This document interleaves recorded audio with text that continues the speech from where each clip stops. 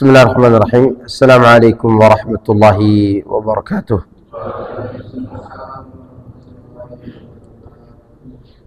إن الحمد لله نحمده ونستعينه ونستغفره ونعوذ بالله من شرور أنفسنا وسيئات أعمالنا. من يهده الله فلا مضل له ومن يضلل فلا هادي له. وأشهد أن لا إله إلا الله وحده لا شريك له. وأشهد أن محمدا عبده ورسوله صلى الله عليه وعلى آله وصحبه أجمعين وسلم تسليما كثيرا مزيدا. أما بعد، يا أيها الذين آمنوا اتقوا الله حق تقاته ولا تموتن إلا وأنتم مسلمون. فإن أصدق الحديث كتاب الله وخير الهدي هدي محمد صلى الله عليه وسلم. شر الأمور محدثاتها فإن كل محدثة بدعة وكل بدعة ضلالة وكل ضلالة في النار. Nah, jemaah sekalian, a'azani Allah wa iyyakum. Alhamdulillah, di sore hari ini kita dikumpulkan kembali oleh Allah Subhanahu wa taala dalam kajian rutin kita berkaitan dengan akidah. Dan sekarang insyaallah kita akan memulai kaidah yang pertama dari 4 kaidah memahami tauhid dan syirik yang ditulis oleh Syekh Muhammad bin Abdul Wahhab rahimahullahu taala. Dan insyaallah kita akan mengambil syarah dari syarahnya Syekh Saleh Fauzan Al-Fauzan hafizahullahu taala. Nah, berkata penulis rahimahullah, al-qaidatul ula an ta'lama anna al-kuffara alladhina qatalahum Rasulullah sallallahu alaihi wasallam muqirruna bi anna Allah huwal khaliqul mudabbir wa anna dhalika lam yudkhilhum fil Islam.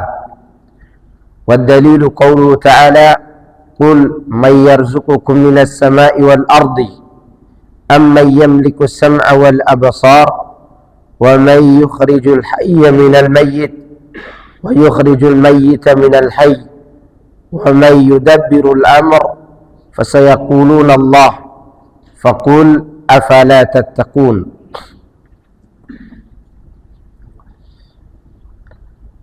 Kaidah yang pertama, bahwasannya engkau harus mengetahui sesungguhnya orang-orang kafir yang telah diperangi oleh Rasulullah sallallahu alaihi wasallam, mereka itu mengakui bahwa sesungguhnya Allah adalah sang pencipta dan pengatur alam semesta.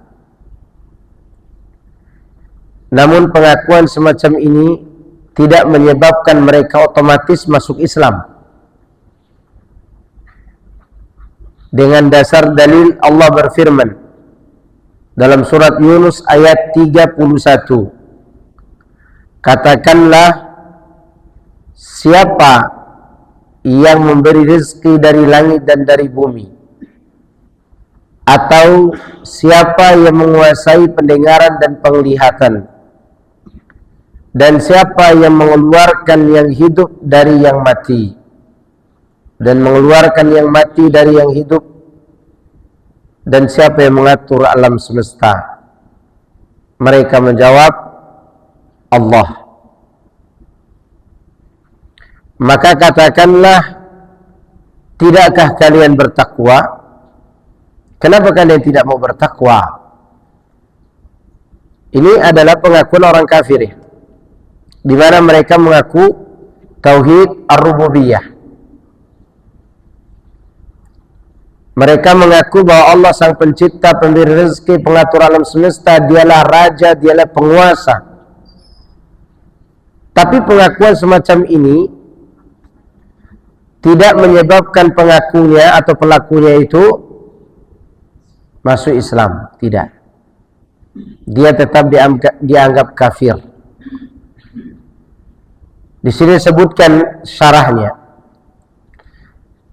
Penjelasan tentang kaidah yang pertama, an ta'rifa anna al-kuffara alladhina qatalahum Rasulullah sallallahu kanu muqirrina bi tauhid ar-rububiyyah wa ma'a dhalika iqrarihim bi tauhid ar-rububiyyah lam yudkhilhum fil Islam wa lam yuharrim dima'ahum wa la amwalahum.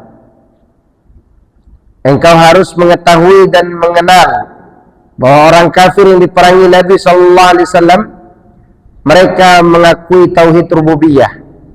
Bersamaan dengan pengakuan mereka itu, mereka tidak dianggap sebagai orang Islam, dan tidak pula diharamkan darah dan harta mereka. Maksud diharamkan di sini, diharamkan untuk diperangi pada zaman itu. Karena orang kafir Quraisy suka berperang, maka darah mereka dan harta mereka itu jadi halal bagi kaum muslimin. Karena mereka masih dianggap kafir. Oleh karena itu, semua orang pasti mengakui ketuhanan yang Maha Esa. Dan itu tidak membuat semua orang masuk Islam. Lihat kata Syekh Shalih Al-Fauzan, فدل على أن التوحيد ليس هو الإقرار بالربوبية فقط وأن الشرك ليس هو الشرك في الربوبية فقط بل ليس هناك أحد أشرك في الربوبية إلا شواذ من الخلق وإلا فكل الأمم تقر بتوحيد الربوبية.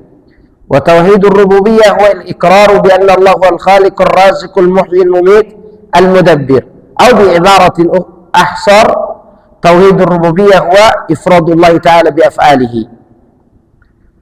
Kata Syekh Shalih Al-Fauzan hafizahullah ta'ala, ini memberikan petunjuk kepada kita bahwasanya tauhid bukanlah sekedar mengakui rububiyah Allah. Demikian juga syirik tidak hanya terjadi pada rububiyah saja.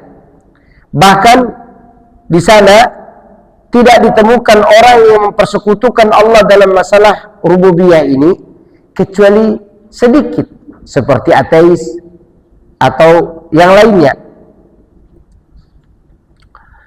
Kalau kita tinjau kembali, maka semua umat dari zaman Nabi Nuh sampai hari ini, mereka semua sepakat mengakui akan keesaan Allah dalam rububiyah. Yang dimaksud dengan rububiyah di sini adalah mengakui bahwa Allah sang pencipta, pemberi rezeki, menghidupkan, mematikan, mengatur alam semesta. Atau dengan kata lain, mengesahkan Allah dalam perbuatannya. Artinya, kita mengakui tidak ada yang bisa meniru perbuatan Allah, gitu maksudnya. Itulah yang dimaksud pengakuan tentang rububiyah. Ya, ibarat yang lebih ringkas itu yaitu mengakui bahwa tidak ada yang bisa meniru perbuatan Allah, itu maksudnya. Orang kafir juga ngomong gitu. Mau dia agama apapun, pasti dia ngomong begitu. Kecuali sedikit dari mereka yang tidak mengakui hal itu. Wah, di Indonesia ini ada yang berani mengingkari sila pertama dari seluruh ajaran agama di Indonesia. Jelaskan siapa yang berani mengingkari sila pertama itu. Agama mana yang mengingkari sila pertama? Kalau ada yang berani mengingkari sila pertama, maka agamanya tidak diakui.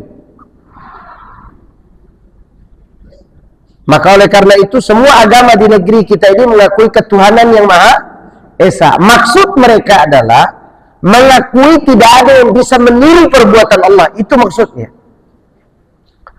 Tapi apakah mereka otomatis masuk Islam semua? Diakui sebagai ahli surga? Tidak.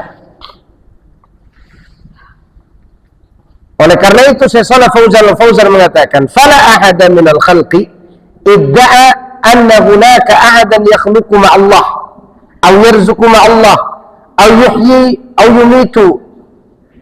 Tidak ada seorang pun dari kalangan makhluk, kalau dia kembali ke naluri dan fitrahnya, Tidak akan ada salah seorang pun di antara mereka yang akan mengakui atau mengklaim bahwa ada seseorang yang bisa menciptakan bersama Allah. Ada orang yang bisa memberi rezeki bersama Allah. Tidak ada. Kecuali mereka yang rusak fitrahnya. Seperti contoh misalnya penyanyi Ya Thaibah. Tahu Ya Thaibah? Yang dinyanyikan ibu-ibu pengajian di musola-musola. Ini keluar nggak nyimiknya? Keluar ya? Supaya didengar juga oleh orang-orang di luar sana. Ya, itu kalimat Ya Thaibah itu jangan terpesona dengannya. Di dalamnya ada kesyirikan dalam pengakuan sang pemberi rezeki selain Allah. Mana lafadznya? Yaitu lafadz yang berbunyi Ya li wa bana Abi Thalib. Itu tahu kan? Tahu liriknya itu? Semua tahu, ibu-ibu juga tahu. Karena mungkin dulu pernah melakukan liriknya. Itu isinya Ya li wa bana Abi Thalib indakum masdarul mawahib. Di sisi engkaulah sumber karunia. Jadi yang dimaksud oleh dia Ali bin Abi Thalib lah yang memberi rezeki. Ini kan orang Syiah ini. Syiah cuma berpenampilan make up-nya lebih bercahaya aja dianggap sebagai tokoh agama. Lalu nyanyiannya itu mendunia dan menggelegar. Itu di dalamnya ada pengakuan ada selain Allah yang beri rezeki. Nah, sedikit orang kayak gini yang mengatakan demikian. Karena ini betul-betul rusak ini. Ini perkataan yang tidak pernah dikatakan oleh Abu Jahal. Perkataan tidak pernah dikatakan oleh Abu Lahab. Karena Abu Lahab tetap mengatakan Allah yang beri rezeki. Ini orang betul-betul keterlaluan nyanyian. Ya. Lalu bapak-bapak, ibu-ibu yang tidak mengerti bahasa Arab dilantunkan nyanyi itu. Padahal saat itu dia sedang mengakui ada Tuhan yang lain memberi rezeki. Ya. Syair yang sangat berbahaya. Oke, kembali. Ya, sangat sedikit orang yang mengatakan ada yang memberi rezeki selain Allah, ada yang mengatur selain Allah. Kalau kembali kepada melalui sebuah makhluk, pasti mengakui hal yang sama. Oleh karenanya disebutkan dalam surat Luqman ayat 25. Wala in sa'altahum man khalaqas samawati wal arda la yaqulunna Allah. Jika kamu bertanya kepada mereka, siapa yang menciptakan langit dan bumi? Mereka menjawab Allah. Demikian juga Allah sebutkan dalam suratul Mu'minun ayat 86. Qul man rabbus samawati sab'i wa rabbul arsyil azim sayaquluna lillah. Katakan siapa penguasa langit 7 lapis dan penguasa arsy yang agung itu? Mereka menjawab milik Allah. Nah, lihat, dikuasai siapa? Oleh Allah.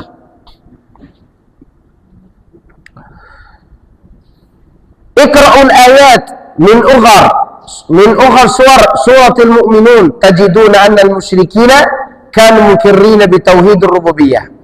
Teruslah kalian baca ayat-ayat dari surat-surat dari ayat-ayat surat Al-Mu'minun ini. Pasti kalian akan temukan bahwa orang-orang musyrikin dahulu mengakui tentang keesaan Allah dalam perbuatannya. Nah, itu dia. Kaidah ini sangat agung sekali.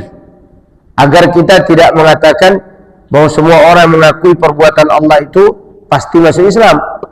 Tidak. Sampai mereka mengucapkan la ilaha illallah atau sampai mereka mengamalkan kalimat la ilaha illallah itu. Makanya dalil tadi sudah disebutkan qul may yarzuqukum minas sama'i wal ardi dan seterusnya. Di sini dalilnya dibawakan dijelaskan oleh Syekh Shalih Fauzan, "Falaisa tauhidu wal iqraru birrububiyyah kama yaqulu dzalika ulama'ul kalam wan nuzar fi aqaidihim." Jadi tauhid itu bukan hanya tauhid rububiyah seperti yang diklaim oleh ahli kalam dan juga orang-orang yang melakukan penelitian. Dulu siapa yang suka bikin kaset VCD tentang flora fauna itu? Siapa namanya? Masih ingat gak? Yang akhirnya ditangkap karena skandal itu. Karena lupa tuh. Siapa tuh? Yang punya VCD tentang flora fauna, dia sebutkan kebesaran Allah. Karena orangnya punya akidah itu. Punya akidah sebatas mengesahkan Allah dalam rububiyah. Yang akhirnya dia ditangkap. Kalau salah udah dihukum mati deh. Ya, karena dia melakukan perzinahan terhadap banyak wanita. Ya. Saya lupa nama itu. Nanti coba cari. PR buat antum. Ya. Kemudian fayaqulun wahidun fi dzatihi la qasima lahu, wahidun fi sifatihi la syabiha lahu, wahidun fi af'alihi la syarika lahu. Orang-orang ahlul kalam, orang-orang filsafat, mereka berkata Allah itu Maha Esa pada zatnya. Oke? Mereka juga mengatakan Allah itu Maha Esa, tidak ada yang bisa mengkiasnya. Allah itu sendirian dalam sifatnya, tidak ada yang serupa dengannya. Allah itu sendirian dalam perbuatannya, tidak ada yang bisa meniru perbuatannya. Ini kan pengakuan tentang perbuatan Allah saja, rububiyah namanya. Ya. Ini yang disebut oleh ahlul kalam. Dan ini bukanlah tauhid yang karenanya Allah mengutus para rasul. Bukan ini tauhidnya. Allah mengutus para rasul itu karena tauhidul uluhiyah. Kan kaum Nabi Nuh tidak ada yang mengatakan patung-patung yang menciptakan mereka. Tidak ada kan? Mereka itu cuma berdoa kepada Allah tapi harus melalui patung. Berarti melanggar tauhid apa itu? Uluhiyah. Karena berdoa adalah ibadah kepada Allah Azza wa Jalla. Maka di sini disebutkan wa hadza laysa huwa tauhidul ladzi ba'atha Allah bihi ar-rusul wal iqraru bihadza wahdahu la yanfa'u sahibahu lianna hadza aqarru bihi al-musyrikuuna wa sanadidul kafarah wa lam yukhrijuhum min al-kufri wa lam yudkhilhum fil islam fa hadza ghalatun 'azim. Bukan seperti itu tauhid yang Allah utus para rasul karenanya. Karena itu juga diakui oleh orang-orang musyrikun di zaman itu, atau orang-orang yang senada dengan keyakinan mereka dari kalangan orang kafir. Itu tidak mengeluarkan mereka dari kekufuran, tidak pula memasukkan mereka ke dalam Islam. Kalau keyakinan tauhidnya hanya sebatas mengakui perbuatan Allah, maka ini keyakinan yang sangat keliru, sangat keliru. Faman ittaqada bihada al-i'tiqad ma zada ala i'tiqadi Abi Jahal wa Abi Lahab.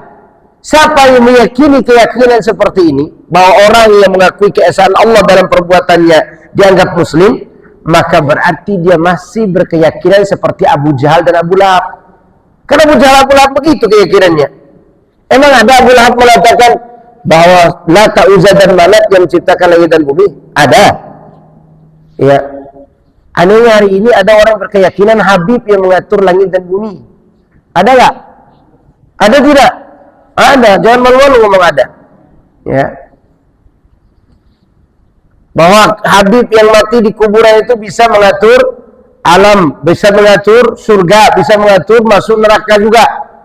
Sampai ada Habib yang akan menunggu kita di pintu surga. Dia masuk duluan, khawatir udah penuh dia masuk neraka. Ya. Gimana keyakinan ini? Abu Jahal saja tidak berkeyakinan seperti itu. Abu Jahal itu meyakini Allah sang pencipta.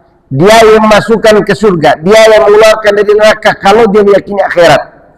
Karena itu bagian dari perbuatan siapa? Allah. Ya. Maka keyakinan tadi sekali lagi tidak menyebabkan pelakunya masuk Islam. Falladhi alaihi al-an ba'dul musaqqifin huwa taqriru tauhid rububiyah. Orang-orang yang mengumpulkan wawasan-wawasan tentang alam, flora, fauna, laut dan seterusnya ini hanya sebatas mengumpulkan tauhid rububiyah saja. Ya. Wala yatatarraqu ila tauhidul uluhiyah, dan ini tidak mengetuk pintu tauhid uluhiyah. Tidak dianggap sebagai sebuah perbuatan yang menyebabkan pelakunya masuk Islam. Tidak. Kalau punya keyakinan seperti tadi, ini keyakinan yang sangat keliru. Naam. Wa masyirk apa yaqul? Orang-orang itu meyakini bahwa syirik itu kalau mengatakan ada pencipta dan pemberi rezeki selain Allah. Itu keyakinan orang-orang yang seperti tadi, ahlul kalam, ya, orang-orang yang suka mengumpulkan sakofah, yaitu wawasan-wawasan tentang alam semesta, ya, atau mereka katakan tadabur alam, ya, semua itu tentunya keyakinan yang keliru. Taib, ini kaidah pertama. Kaidah pertama adalah jangan pernah terpesona dengan perkataan orang kafir yang mengatakan ketuhanan yang Maha Esa. Kan semua orang kafir di Indonesia juga mengatakan begitu, ya lah. Ketuhanan yang Maha Esa berarti mengesakan Allah dalam perbuatan saja. Mereka tetap kafir atau sudah masuk Islam?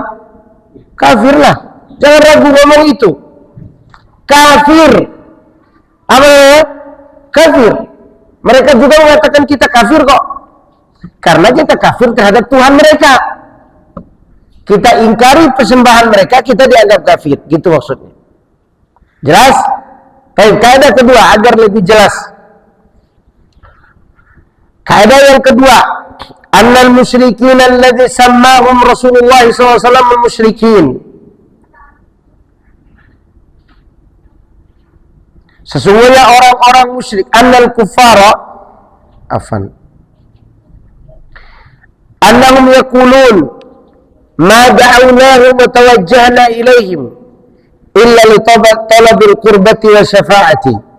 Fadalilu qawluhu ta'ala walladzina ittakhadhu min dunihi awliya ma na'buduhum illa liyuqarribuna ila Allahi zulfa inna Allaha yahkumu bainahum fima hum fihi yakhtalifun inna Allaha la yahdi man huwa kadhibun kaffar. Sesungguhnya orang-orang kafir yang dulu di zaman Nabi itu, mereka itu berkata, ini perkataan siapa nih? Orang kafir di zaman Nabi. Kami tidak berdoa kepada berhala. Kami tidak menghadap kepada berhala kecuali agar mereka-mereka ini mendekatkan hajat kami kepada Allah. Oke, sudah mulai terang nih. Sama enggak dengan perkataan orang ke kuburan? Sama atau tidak? Apa kata mereka yang ke kuburan? Kami tidak menyembah orang di kubur, tapi menjadikannya sebagai perantara. Sama enggak dengan ini? Sama atau tidak? Antum jangan malu ngomong sama gitu. Ya. Saya ulangi ya. Orang kafir zaman Nabi SAW berkata, ma da'awnahum wa tawajjahna ilaihim illa litolabil qurbati wa syafa'ah. Kami tidak berdoa kepada berhala-berhala itu, tidak pula menghadap kepada mereka kecuali untuk meminta kedekatan kepada Allah melalui mereka dan juga meminta syafaat. Alasan yang klasik dipakai di zaman modern ini, ya kan? Mana dalil bahwa mereka mengatakan demikian? Lihat surat Az-Zumar ayat ketiga.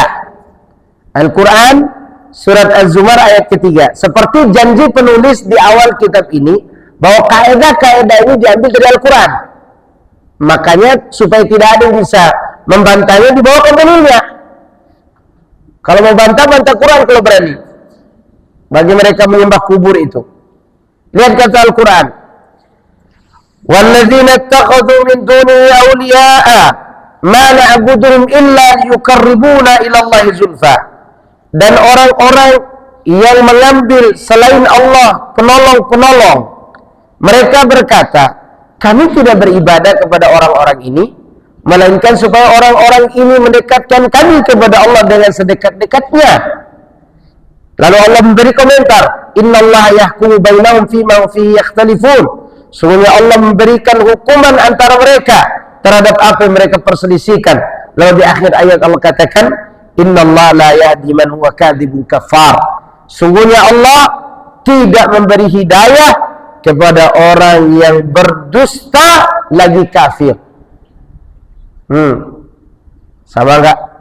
Sama tidak? Sama. Ini perbuatan yang tidak ada bedanya. Emangnya antum pernah lihat Abu Jahal dalam sejarah setiap hari ruku dan sujud di hadapan berhala? Enggak, Abu Jahal itu berdoa kepada Allah melalui berhala di depannya. Karena berhala di depan Abu Jahal itu ada yang dianggap soleh. Seperti siapa? Lata. Lata itu kan orang soleh, orang yang dermawan, yang suka memberi minuman kepada jamaah haji kalau jamaah haji datang dari luar kota Mekah. Begitu dia mati, kuburannya dimewahkan, dijadikan tempat i'tikaf, tempat orang berdoa. Itulah Lata. Ya. Orang-orang cuma mengetahui Lata itu patung. Enggak, Lata itu ada kuburannya. Terus Uzza itu siapa? Uzza itu mereka buat patung untuk mendatangkan Al-Aziz yang perempuan. Kalau Allah namanya Aziz kan? Al-Aziz. Oke? Allah namanya Al-Aziz. Berarti menurut mereka ini laki-laki nih. Cari istrinya. Namanya Al-Uzza. Uzza itu penyebutan perempuan untuk Aziz. Demikian juga Manat. Manat itu penyebutan perempuan untuk Al-Mannan. Al-Mannan nama Allah. Dan semua ini mereka lakukan agar mendekatkan mereka kepada Allah. Sama dengan apa yang dilakukan orang Islam saat ini, yang ditipu oleh kuncen-kuncen kuburan itu. Kemudian yang mendapatkan keuntungan ya bis-bis pariwisata religi itu. Lumayan kan satu orang 350.000 masuk kantong kiainya. Bukan hanya merusak akidah ini, tapi juga ada keuntungan ekonomi. Gitu. Lihat. Kita jangan bicara saja tanpa dalil. Oke, ini dalilnya surat Az-Zumar ayat ketiga. Kita lihat syarahnya. Kita baca syarah dari kaidah kedua ini.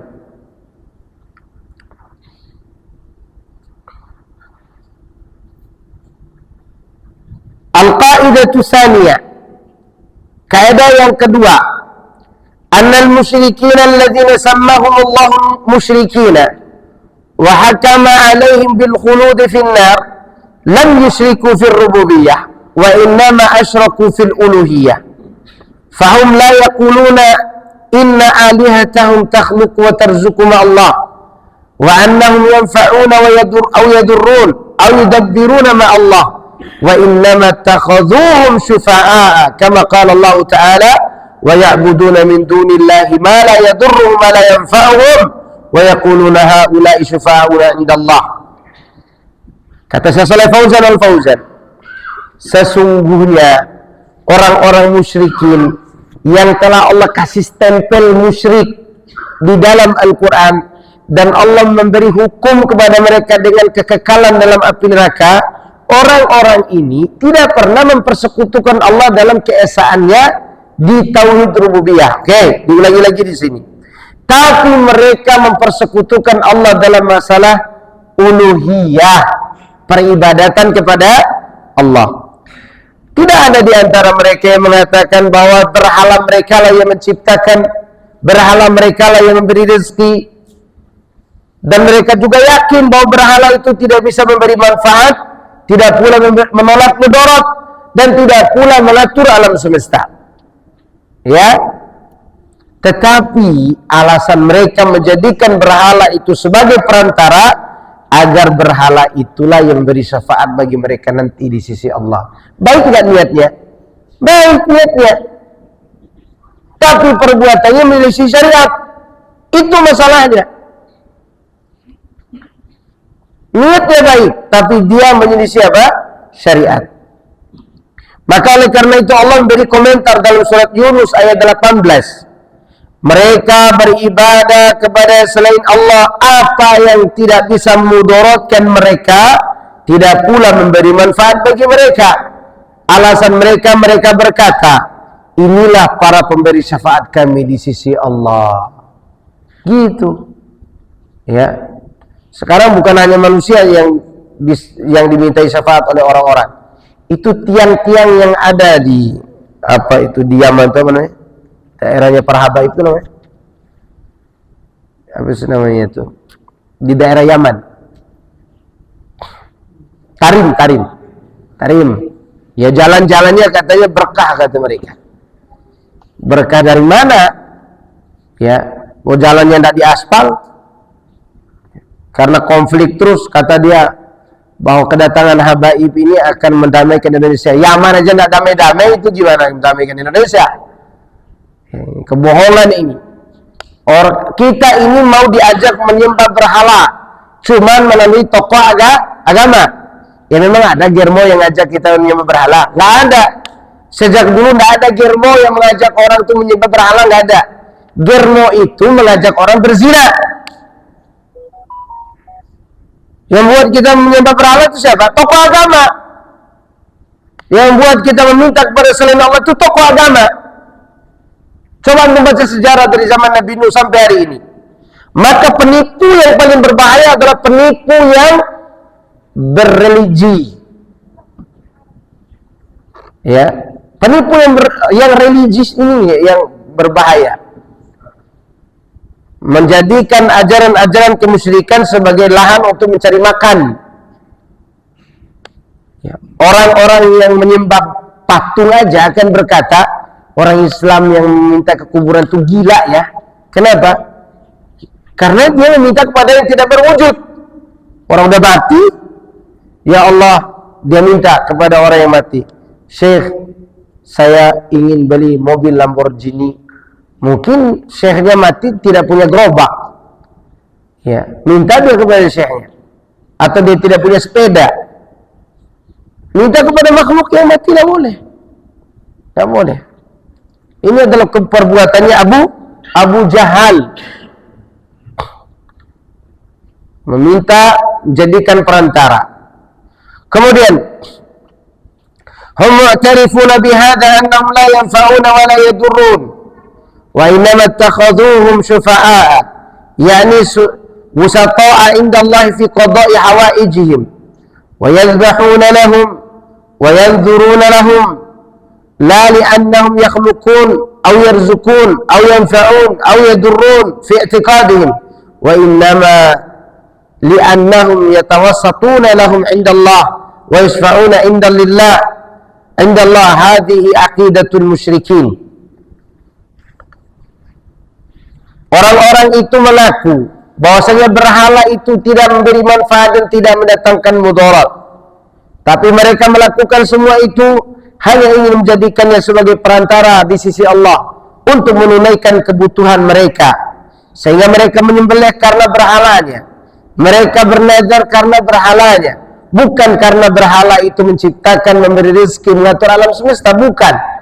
Tetapi hanya dijadikan sebagai perantara saja. Perantara saja. Agar mereka memberi syafaat di sisi Allah Subhanahu wa ta'ala.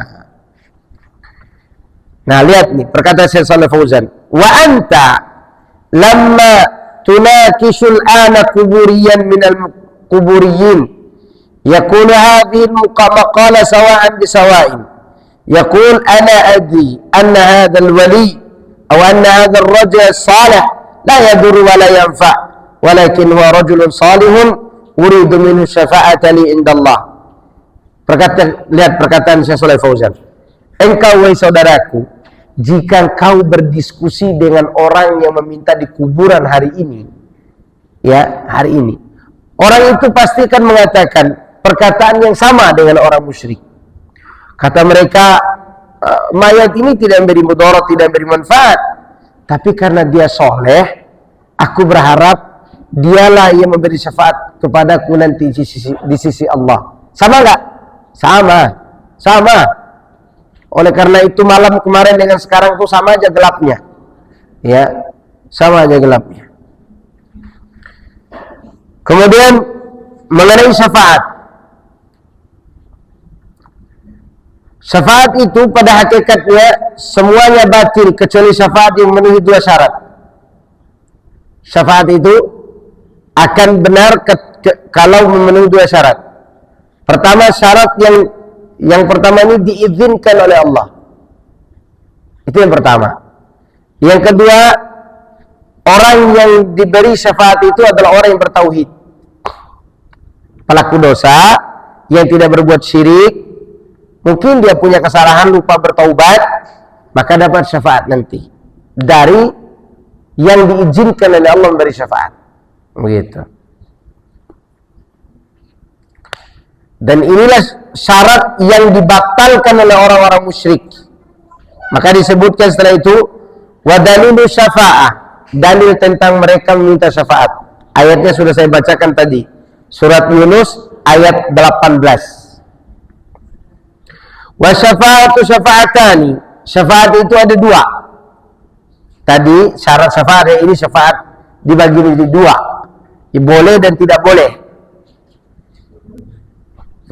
yaitu syafa'atun manfiyatun. Yang pertama, syafaat yang dinafikan, yang terlarang.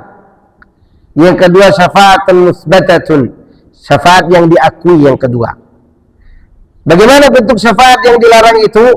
Kata Allah, kata penulis, fasyafa'atul manfiyatu ma kanat tutlabu min ghairillahi fima la yaqdiru alaihi illallah. Perhatikan, ini definisi yang sangat bagus banget ini. Syafaat yang terlarang adalah semua yang dimintai kepada selain Allah, semua yang dimintai kepada selain Allah, yang mana yang diminta itu tidak ada yang bisa menunaikannya kecuali Allah saja. Perhatikan kalimat ini, kalimat yang sedikit harus dijelaskan ini.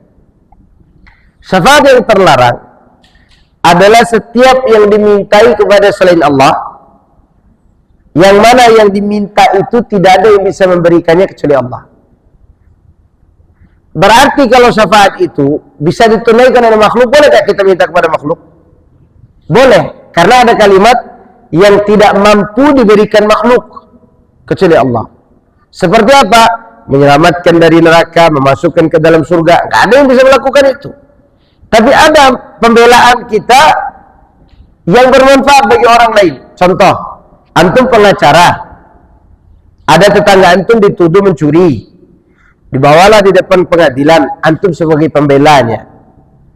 Sebagai pembelanya ini, antum itu pemberi syafaat kepada si tetangga ini. Di hadapan hakim antum membelanya, dan antum mampu itu, dan boleh si tertuduh ini meminta antum untuk membela dia di hadapan hakim. Nah, membela ini artinya memberi syafaat. Membela ini artinya apa? Memberi syafaat. Atau dulu waktu kita sekolah dipanggil guru BP, Ali Akbar sini, dipanggil guru BP. Siap Pak Guru? Ya. Kemarin kamu loncat pagar bolos di jam 11 siang. Iya Pak Guru. Kamu dihukum. Nah, tahu satu orang yang bela dia. Ya, kemarin memang dia bolos ini Pak Guru jam 11 siang. Tapi tujuan dia lompat tembok itu, di luar tembok ada nenek-nenek lagi keselak. Ya, dia loncat tembok untuk menolong nenek-nenek itu. Nah, si pembela ini namanya pemberi apa? Syafaat, untuk menyelamatkan si murid tadi dari hukuman guru BP. Dan itu boleh. Karena kalimatnya syafaat yang terlarang itu yang dimintai kepada selain Allah, dan apa yang diminta tidak bisa ditunaikan kecuali Allah saja yang bisa menunaikannya. Nah, itu dia. Seperti memberi rezeki, membela di hadapan Allah, seperti apa lagi? Memasukkan ke surga, mengeluarkan dari neraka, itu harus dapat rekomendasi dari siapa? Allah. Sekarang orang yang mati di kuburan itu, ada yang tahu dia masuk surga? Siapa yang berani mengatakan mereka pasti masuk surga? Nggak ada yang berani mengatakan itu, karena hanya Allah yang tahu mereka masuk surga atau nerakanya. Ada seorang, ini kita cerita dikit boleh nggak? Oke. Waktu perang melawan perang Khaybar itu karena banyak benteng 1, 2, 3, 4. Yahudi itu kan banyak. Ada Yahudi Bani Quraidah, Bani Mustalik dan seterusnya, Bani Nadir. Ada juga Yahudi perkampungan Fadak. Perkampungan apa? Fadak. Ini yang Fadak ini menyerah. Ada perkampungan Wadil Qura. Nah, ini yang lain nih. Saya tidak cerita semua ya, saya ceritakan satu aja. Ada sahabat Nabi namanya Miqdad. Dia ini orang dekatnya Nabi, budaknya Nabi tadi. begitu ingin menyerang Yahudi Bani Wadil Qura, dia kena panah nih si orang dekatnya Rasulullah SAW ini. Kata para sahabat, dia mati syahid. Kata Nabi, enggak, karena dia mencuri satu kain, satu utai tali yang indah waktu perang Khaybar. Dia tidak bagikan itu, dia mengambil untuk dirinya sendiri. Ini akan menjadikan api neraka buat dirinya. Padahal ini orang dekat Nabi, ikut perang Khaybar, dan dia juga ikut memenangkannya. Tapi ada satu kesalahan yang dilakukannya. Ada satu kain, macam tali kain yang mahal gitu, satu kain mahal waktu pembagian rampasan perang, dia tidak bagikan itu kepada yang berhak. Kata Nabi, dia terbakar api neraka gara-gara itu. Ini orang ikut perang Khaybar loh. Orang ikut perang Khaybar itu orang-orang hebat. Lalu bagaimana Anda bisa menentukan wali yang 9 itu pasti masuk surga? Anda siapa? Dibandingkan dengan para sahabat radhiyallahu anhum yang melihat kebaikan Miqdad ini. La ilaha illallah. Maka oleh karena itu tidak ada yang tahu yang di kuburan itu pasti bisa beri syafaat kepada kita. Oleh karena itu dilarang meminta syafaat kepada kuburan. Ya, karena orang dekat Rasulullah saja ketika melakukan kesalahan, Nabi tidak mengatakan dia masuk surga, bahkan terancam masuk neraka. Itu dia. Ya. Ini mengenai syafaat yang terlarang. Dalil tentang syafaat yang terlarang ini, Allah berfirman dalam suratul Baqarah ayat 254. Berarti ini sebelum ayat kursi. Ya. Ya ayyuhalladzina amanu anfiqu mimma razaqnakum min qabli an ya'tiya yawmun la bay'un fihi wala khullah wala syafa'ah wal kafiruna humudz zalimun. Wahai orang-orang yang beriman, berinfaklah dari harta yang kami rezekikan kepada kalian sebelum datang suatu hari di mana di hari itu jual beli tidak berguna padanya. Demikian juga khullah, demikian juga tidak ada perjual beli, tidak ada lagi persaudaraan. Khullah itu apa namanya? Kasih sayang, cinta. Ya. Dan sehari itu juga tidak ada syafaat. Dan orang-orang kafir mereka lah yang berbuat zalim. Iya. Tidak syafaat. Syafaat itu untuk Allah, dia yang mengizinkan. Kemudian syafaat yang kedua, syafaatul musbatah. Wa hiya allati tutlabu min Allah. Syafaat yang diminta kepada Allah. Wa syafi'u mukramun bi syafa'ah. Orang yang memberi syafaat akan dimuliakan dengan syafaatnya. Dan orang yang diberi syafaat adalah orang yang diridhoi oleh Allah perbuatan dan juga perkataannya. Artinya diridhoi karena dia tidak berbuat kemusyrikan. Naam. Allah mengatakan man dzalladzi yashfa'u indahu illa bi'idznih. Siapa lagi yang dapat memberi syafaat di sisi Allah melainkan dengan izinnya. Artinya tak ada kecuali dengan izin. Ya, inilah dalil tentang syarat tadi.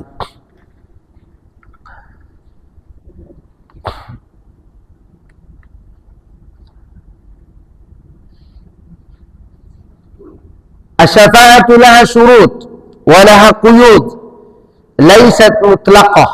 Syafaat itu memiliki syarat dan memiliki hal-hal yang kaidah-kaidah yang mengikatnya, tidak dimutlakkan boleh. Maka di sini syafaat itu ada dua.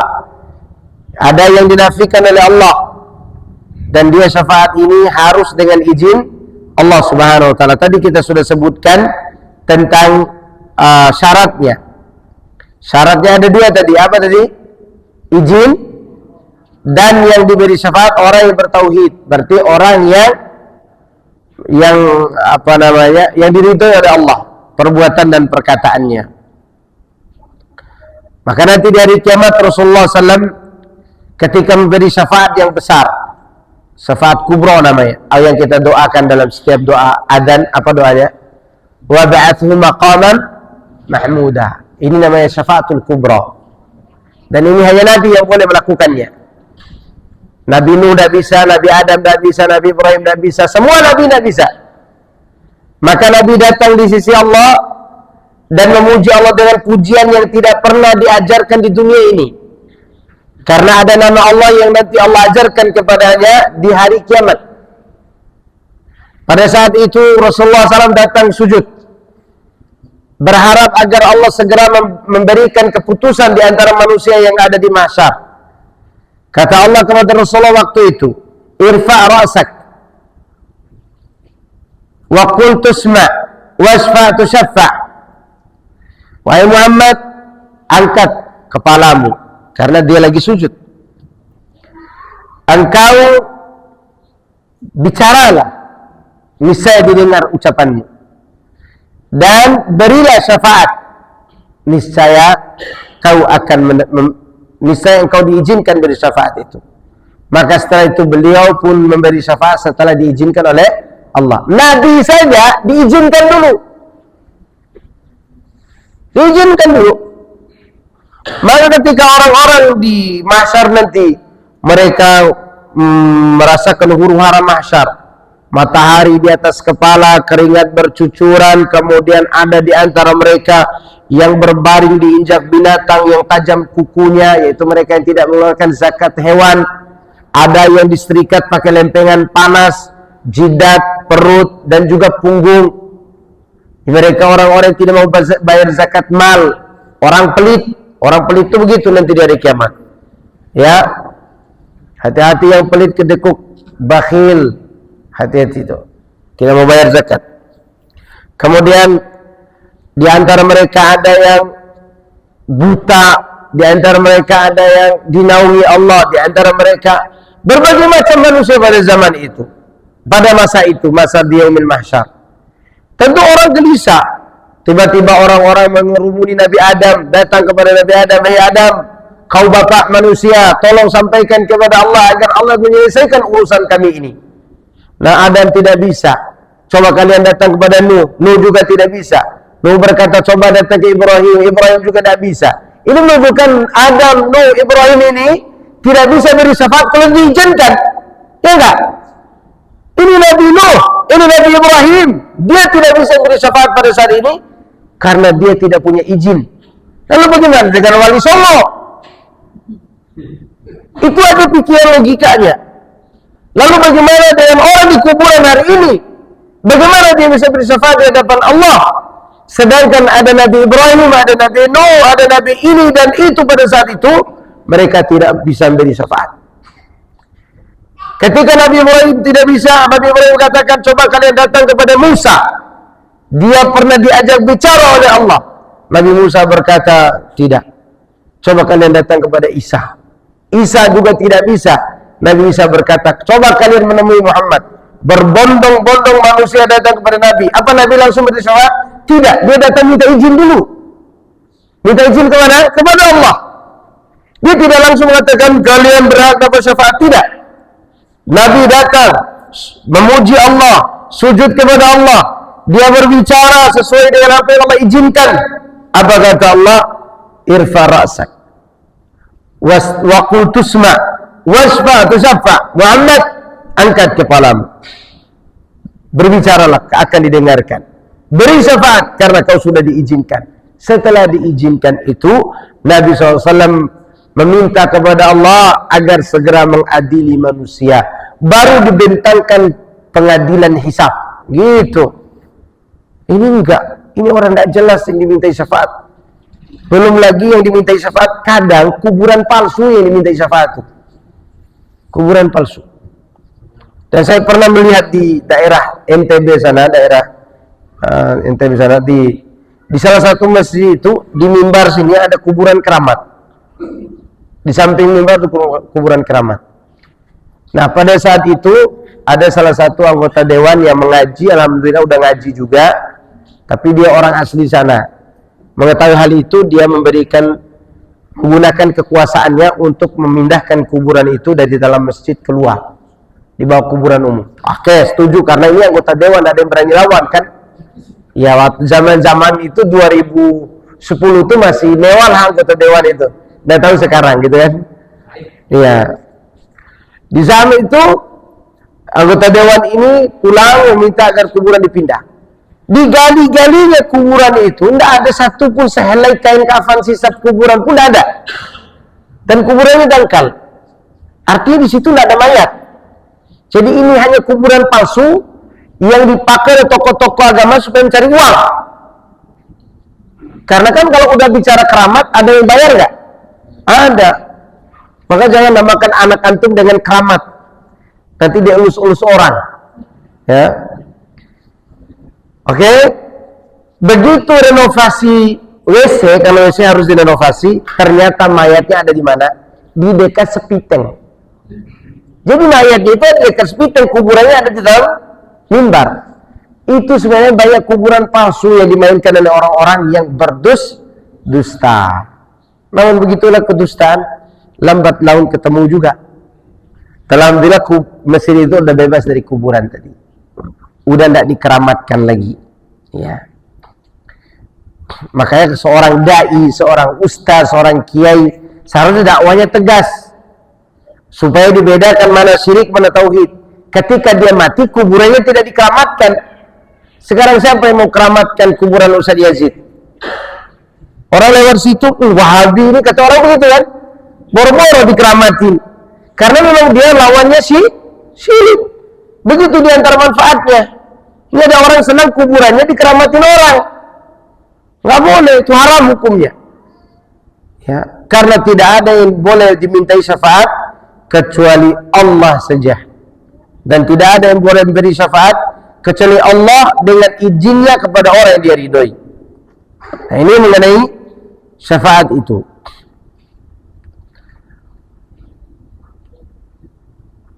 Kemudian al-qaidatu tsalisah. Tadi kaidah pertama, orang kafir itu mengakui rububiyah. Masih ada waktu kan ini?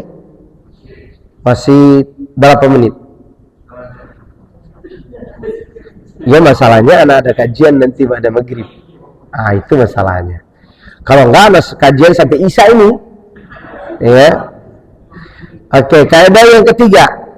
Siapa tahu dapat kaidah yang keempat nih, biar tinggal sekali ketemuan Qawaidul Arba ini. Tapi nggak bisa nih, harus bertemu lagi dengan sekali pertemuan lagi. Ya. Tapi sampai sini ada pertanyaan dulu sebelum masuk kaidah ketiga. Kaidah ketiga ini agak panjang dia, karena berkaitan dengan ada yang menyembah kubur, ada yang menyembah pohon, ada yang menyembah batu, ada yang menyembah orang soleh, ada yang menyembah malaikat, ada yang menyembah nabi, ada yang menyembah ini dan itu. Bahkan sampai hari ini ada yang menyembah waliyadzubillah yang disembah itu kuburan anjing. Karena anjingnya pernah menolong apa? Menolong kiai atau ustad. Lalu dikuburkan, ya anjingnya jadi keramat. Aneh. Ya ini udah gila gak pikiran ini? Ya gila pemahaman namanya. Nah silakan, ada yang bertanya? Atau ada yang bertanya? Fadal. Fadal. Banyak pun tidak apa-apa.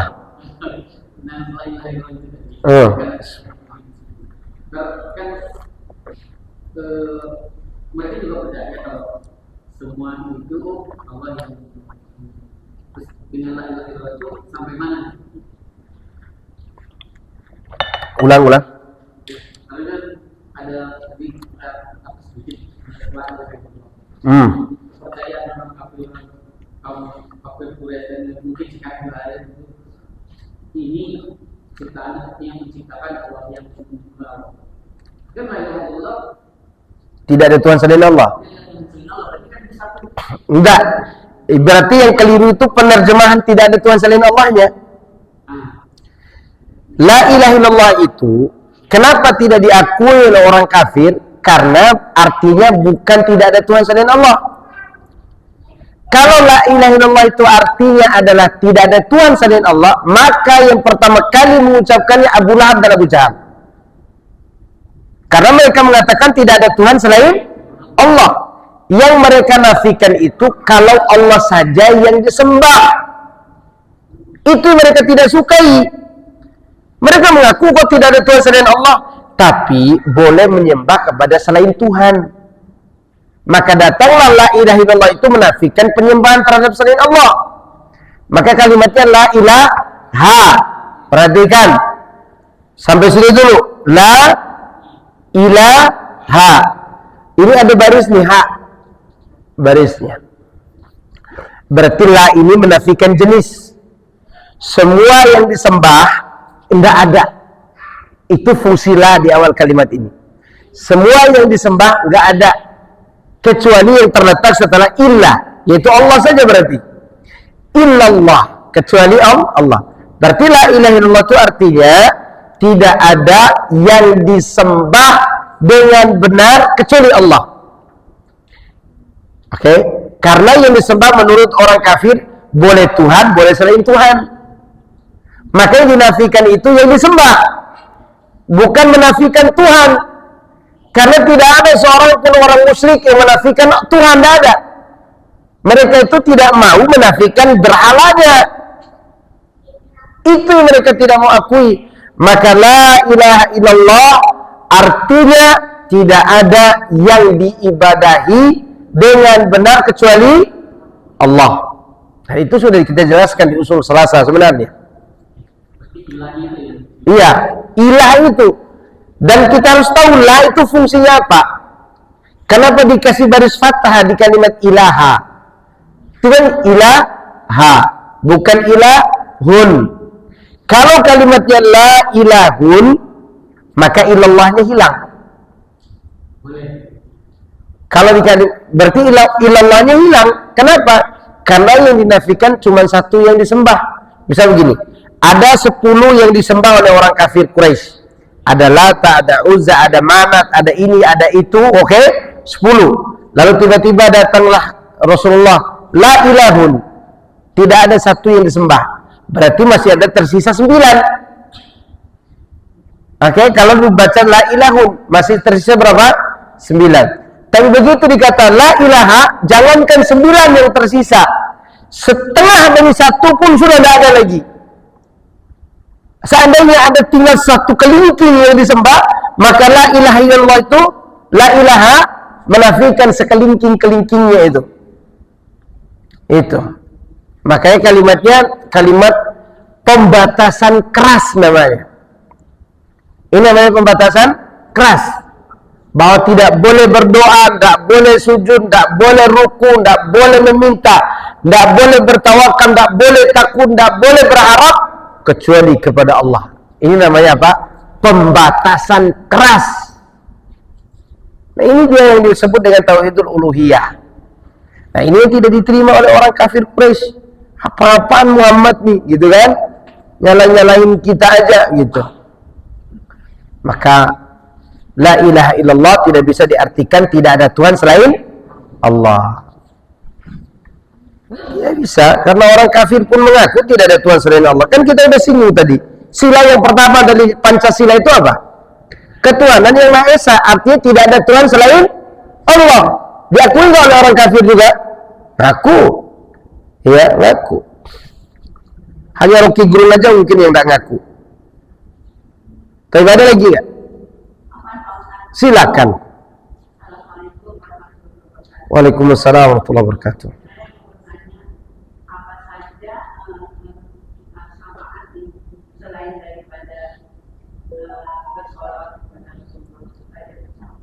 Oh, supaya dapat syafaat Nabi selain daripada salawat kepada beliau sallallahu alaihi wasallam. Di antaranya adalah la ilaha illallah. Karena itu Rasulullah berkata dalam riwayat Abu Hurairah, ketika Abu Hurairah bertanya, siapa orang paling bahagia dengan syafaatmu nanti di hari kiamat ya Rasulullah? Kata Rasulullah SAW, man qala la ilaha illallah khalisan min qalbi. Orang yang mengikrarkan la ilaha illallah dengan penuh keikhlasan dari hatinya. Itu orang paling bahagia. Cuman bukan orang yang setiap hari la ilaha illallah, pergi tahlilan aja tidak tahu artinya apa. Bukan itu. Atau yang zikir geleng-geleng kepala kalau ditanya artinya apa Pak? Tidak tahu. Bukan itu. Orang yang pelajari itu yang maksud. Mengakuinya dengan pelajari, tunduk mengamalkan kalimat itu, dan dia pun meyakini arti yang sebenarnya. Dia cinta kepada tauhid, dia jujur, ya, itu yang akan mendapatkan syafaat Nabi yang paling berbahagia nanti di hari kiamat. Ya. Selain itu juga ada juga perbuatan-perbuatan lainnya seperti baca Quran, puasa, itu akan mendatangkan syafaat juga nanti di hari kiamat. Ya. Baik, ada lagi? Silakan. Ringkas ya, ringkas. Diringkas tanyanya, ya.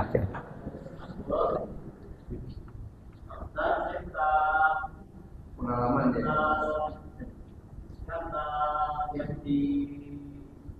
yang ikut pada orang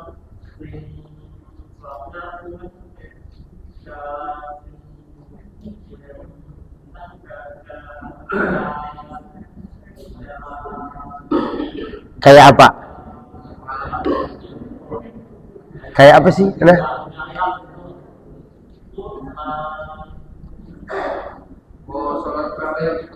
Oh, cepat banget.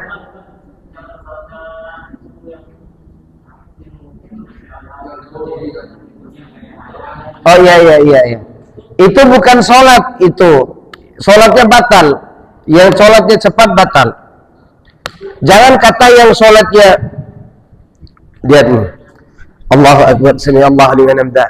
Jangan kata sholat begitu. Sholat orang yang ruku begini, Allahu Akbar, subhana rabbiyal azim. Dia udah baca nih, kemudian sami Allahu liman hamidah, Allahu Akbar. Nah, ini batal sholatnya.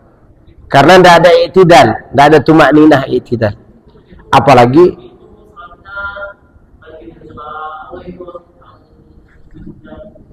iya, sholatnya batal.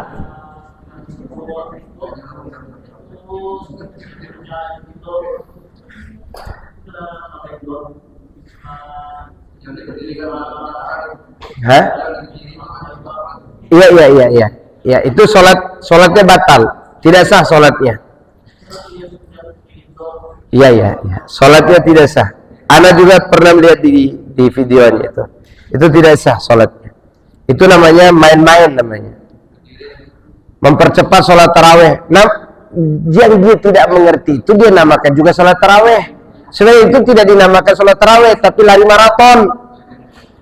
Kenapa namanya sholat taraweh? Kenapa dulu dinamakan taraweh? Taraweh itu penamaan zaman tabi'in loh, bukan di zaman Rasul. Ya di hadis itu qiyamul lail. Man qama Ramadan, qama itu qiyamul lail. Yang menamakannya sebagai sholat taraweh itu para tabi'in. Karena mereka sholatnya setiap rakaat per 4 rakaat mereka istirahat karena panjangnya bacaan imam, panjangnya berdiri, panjangnya ruku, panjangnya sujud. Lalu di setiap 4 rakaat mereka istirahat. Nah, istirahatnya ini dinamakan taraweh. Istirahat antara 4 rakaat ini namanya apa? Tirwah. Iya, diambil kata istirahat, taraweh. Nah, sekarang orang-orang ini kalau imamnya mulai baca Alif Lam Mim, pikirannya di belakang pasti panjang nih. Jadi tarawih itu panjang seharusnya. Tarawih itu panjang, makanya namanya tarawih. Kalau tidak mau panjang jangan namakan tarawih. Sholat qiyamul lail aja. Tarawih itu artinya apa? Dia ada waktu istirahat karena capek memang. Sholat tarawih itu letih memang, berdirinya lama. Ini tidak, karena tidak bisa berdiri lama, akhirnya Allah Akbar, sami Allah, amin, sujud lagi. Ini lagi sholat, lagi ngapain? Iya, ini main-main namanya. Cukup ya. Subhanakallahumma bihamdika, asyhadu an la ilaha illa anta, astaghfiruka wa atubu ilaik. Wassalamualaikum warahmatullahi wabarakatuh.